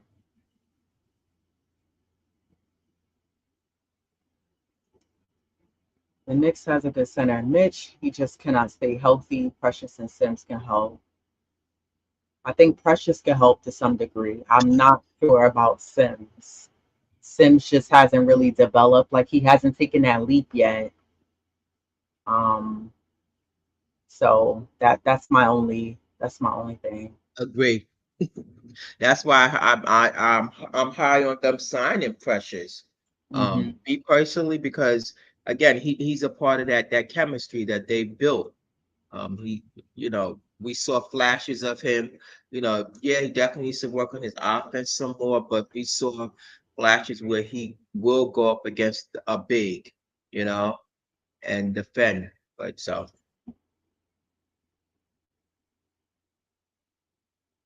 Wow, Starbury, Jason Kidd, those are the older point guards I'm hearing. I'm seeing people put in the chat. Yeah, the Knicks don't need any superstars. We're good with who we have. Salute Maverick Mac 5 said from when Leon took over up to where we are now, we have come a long way.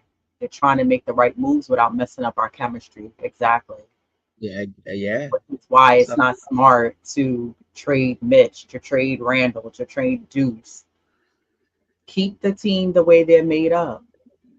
Now, after they win a championship, if you want to make some changes, go ahead. Teams do it all the time.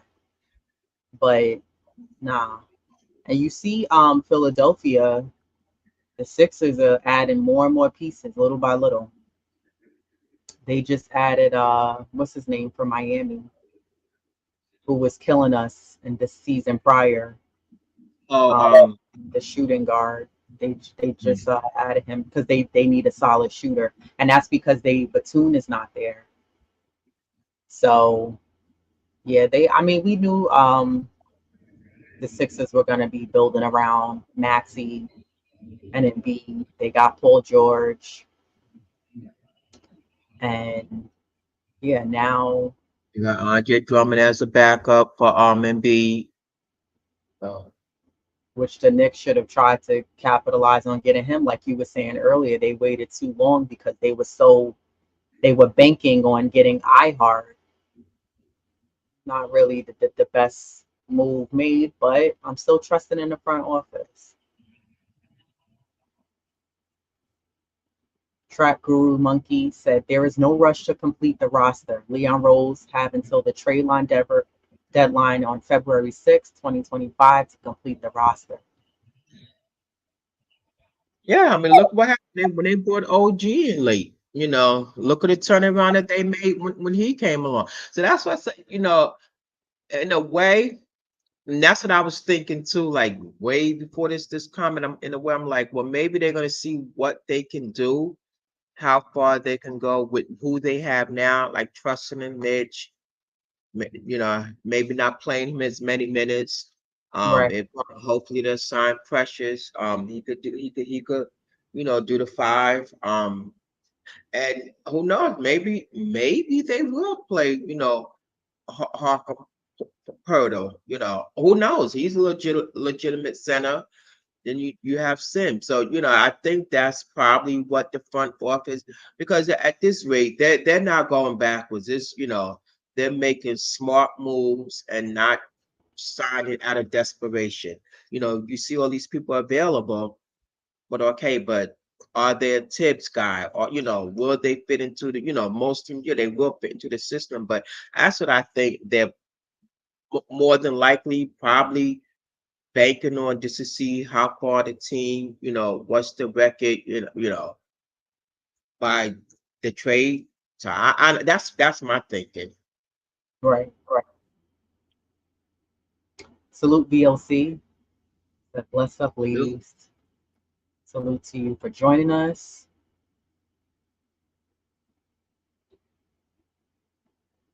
Yeah, I think right now the Knicks have already waited.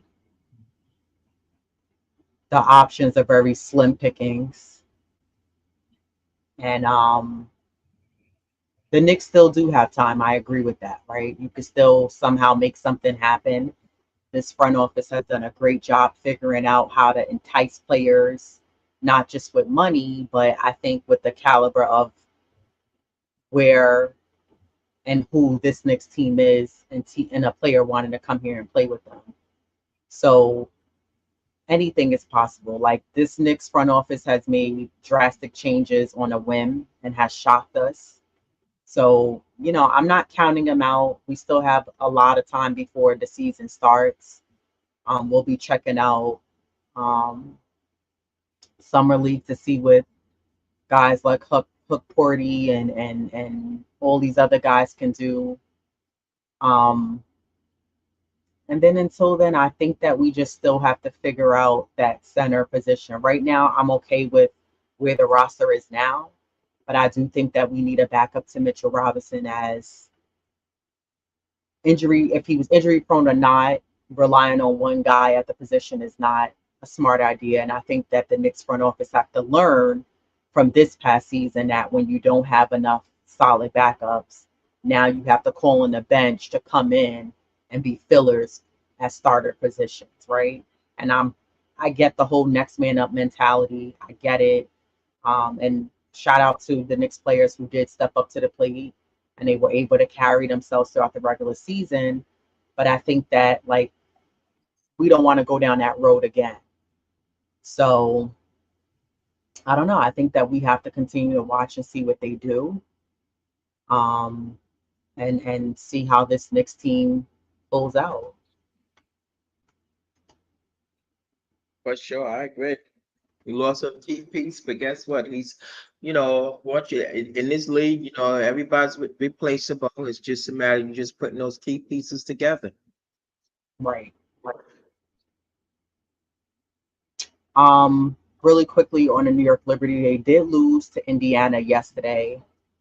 They're now 17, sitting at 17-4. They're still first in the Eastern Conference. Had a very slow start. First quarter was outscored 18-24. Second quarter, they did score 20. Indiana had 15. Third quarter, they had 24 to Indiana 16.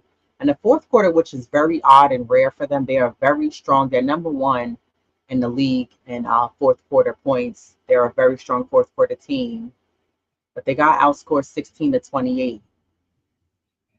Watching that game reminded me of watching a Knicks game.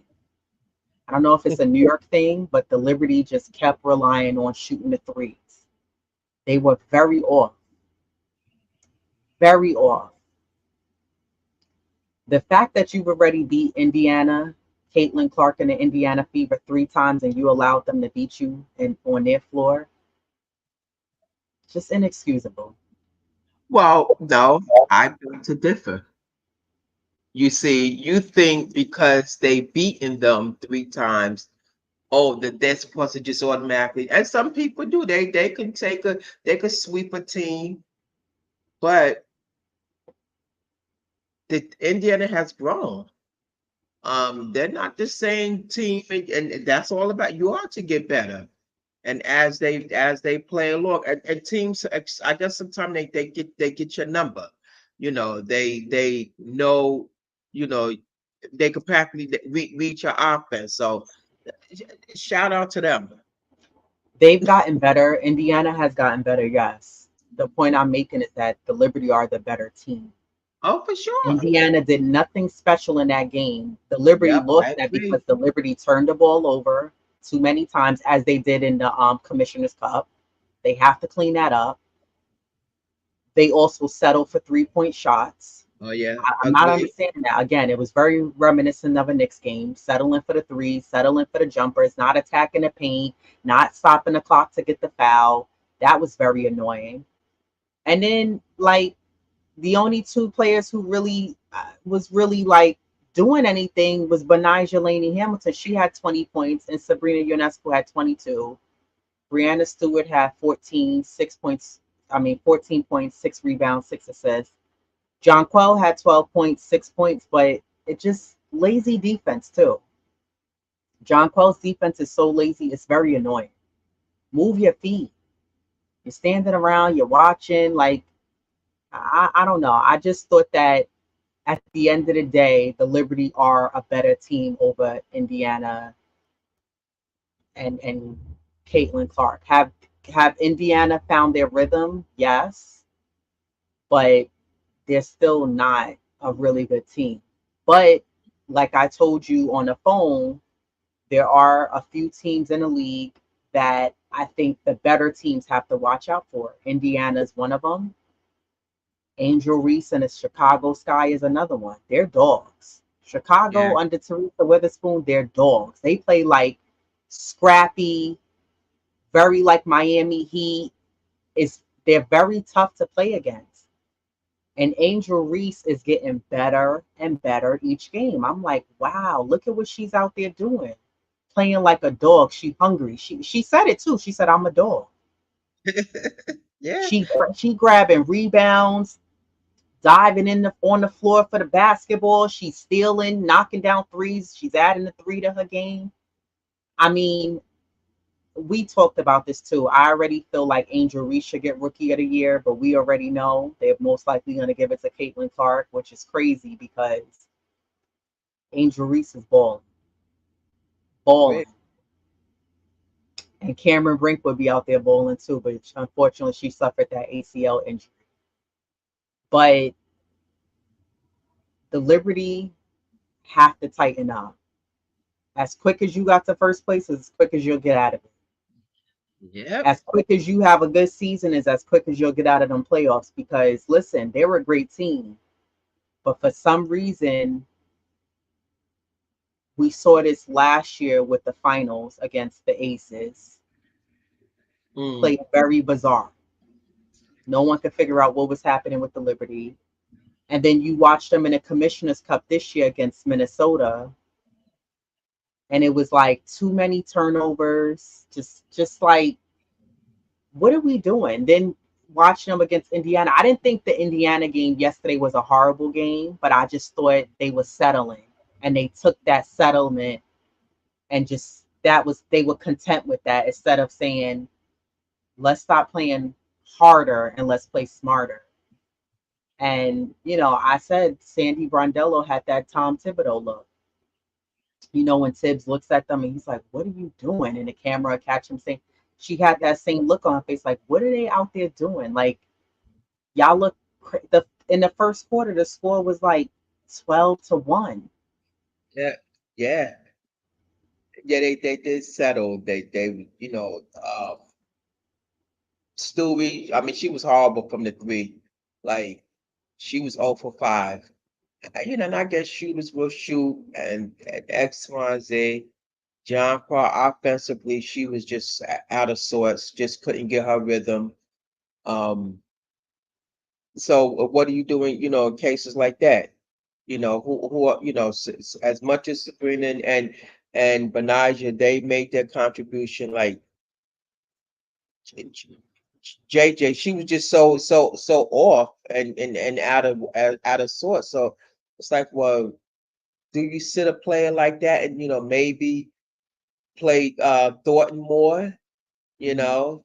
So could that have been the X factor? Possibly, I because don't think they could afford to sit JJ because the I height know, but you need her but for the rebounding. that's my point. So like, even though she's out of sorts, okay, yeah, you need her for the height factor, but if she's not making a contribution offensively, even defensively, she wasn't that great. I saw where Leah Boston, you know, where she challenged her 3 times, so she's no scrub herself. So what do you do, in that type of situation? She's off offensively, and the defense could have been a whole lot better.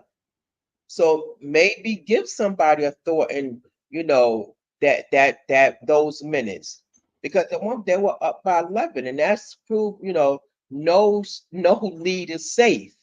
Right. And then it would. So what do you do in a I case like think that? I think the issue with Jonquel Jones is that she moves very slow, and she thinks sometimes she's a point guard. You're not a Oh, point guard, babes. Give the ball up. Every time she brings that ball up, I get so nervous. I'm like, someone's gonna come behind her and either tap the ball. It's too like predictable the way she's bringing up the ball. It's like not even so much as a high dribble. It's just very basic. And then when she goes against players like a Asia Wilson, who has tremendous footwork, Aaliyah Boston, who has tremendous footwork. When you go against players like that and they footwork, they nice with it with the footwork, and they could go to work on the post. Standing like this is not good enough. You gotta move your feet without fouling them and stop watching. Yesterday she caught a rebound, right? She was holding the ball near her chest and she's cursing out the ref. Call the effing foul. She's telling the ref that Aaliyah Boston tapped the ball out of her hand, snatched it, and Indiana got the ball.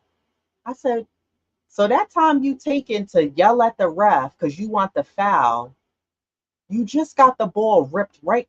She didn't even have to rip it from. She tapped it out of her from her hugging the basketball to her chest, yeah, grabbed the ball, passed it to another girl. The girl in Indiana shot the three, and they made the point. Sandy Brondella had to call a timeout. This is when they was up by 11. So that used to kill me when Randall used to do that. He didn't do it this past season, but remember the season prior, he used to always want to bitch and complain to the ref. yeah, Yo, yeah, quarter foul, quarter foul. Josh Hart, yo, you didn't see the foul? When you're taking the time to complain to the ref about a foul, guess what the other team is doing? Beating you down the court, yep. stealing the ball from you because you so busy trying to have a whole argument with the ref. Do Just that, waste set the their timeout and talk to the offense. ref. So She has to get out of that. Stop taking time to complain about a call of foul. Now Sabrina didn't got a tech, but she was running down the court when she did it. Oh yeah. And she was very loud when she did it. But rightfully so. I love that New York energy. Bring it. I don't care that we in Indiana. She was like, yo, she cursed the ref out. Yeah, The ref was like, I tech, say. called them all kinds of names, the camera caught and everything. Listen, I love it. But I'd rather you do it that way than to stop and you want to hold the ball and curse the ref out and tell him why you not call the foul and why you not calling the foul. Hey, yo, it's not a timeout. You just cost us a possession. You cost them coming back, biting back into the lead.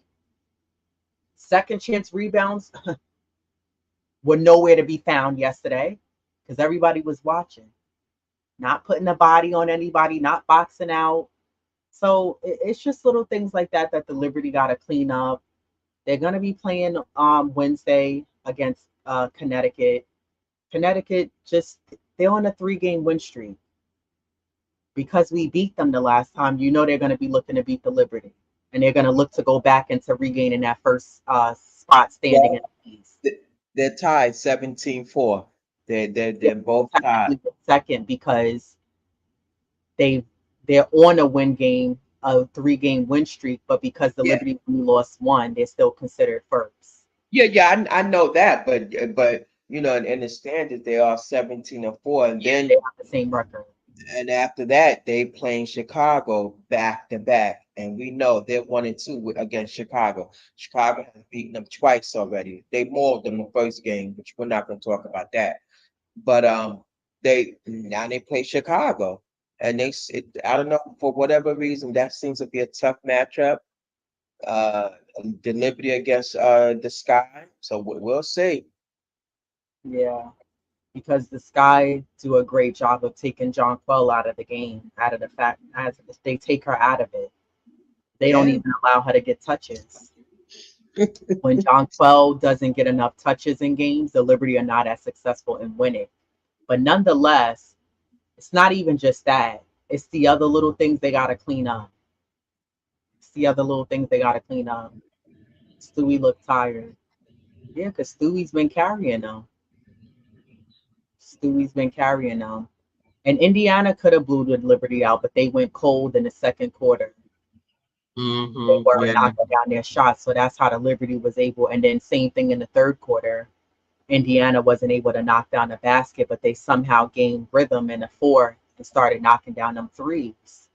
yeah. And shout out to Caitlin Clark, first rookie to record a triple double.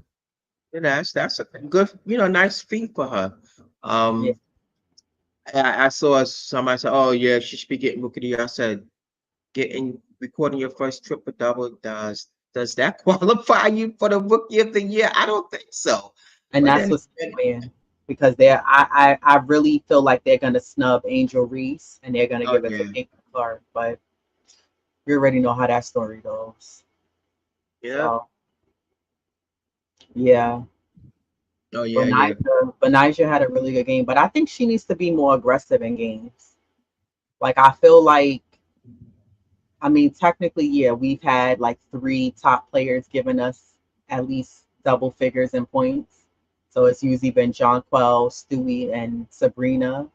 But I think if Hamilton could give a little bit more, like scoring wise, that would help out. yeah. I think so too, but I don't think the offense is running through her as much as it is to the other three, Stewie, JJ, and Sabrina. It doesn't need to run through her. No, It's it not. don't. But I think that's where you need to find and create your own. Also, she does those like stop and pop by the free throw line well, but a lot of times she's missing them because there's no arc on her shot. So it's hitting the front of the rim. You got to put some arc on it because you're Yeah, right there. Like teams are not like, or she's able to do a great job creating that space for herself. But I don't know. I just think that the Liberty gotta like figure out a way to like turn it up. They're about to play it back to back. So they play Wednesday against Connecticut. They play Thursday against Chicago. And then they play Chicago again on Saturday. So they have playing Chicago on a back to back. So they have a couple of games where they're going to be going into like deeper into the season, and listen, they got to be prepared. They got to be prepared to you know really clean up the mistakes, and that's why I say you can't count teams out because you don't know who's going to do what and what At team. any given day. Exactly. And that's what Sandy said. Every team is capable of being every team. So we'll see. But that's all for me for today. Your predictions for the next three games? Well, you know me, I'm an optimist. I'm still gonna go with them 3-0 because I think they figured out Chicago. They know what, you know, offensively and defensively what Angel, Reese is capable of. So I think if they just box out, but that's a lost art, man. That's a lost art, trying to Chicago's tough. They got Camila Cardosa and yeah, Angel Reese. Those are yeah. two tall twin towers right there, and they aggressive. And and and, So and Kennedy Carter, she plays some good defense. She's like a Benijah, these are defensive and she's specialists. So fast. it's gonna be, what was that? She's fast too. Oh yeah, yeah. But I'm still gonna go 3-0 with them.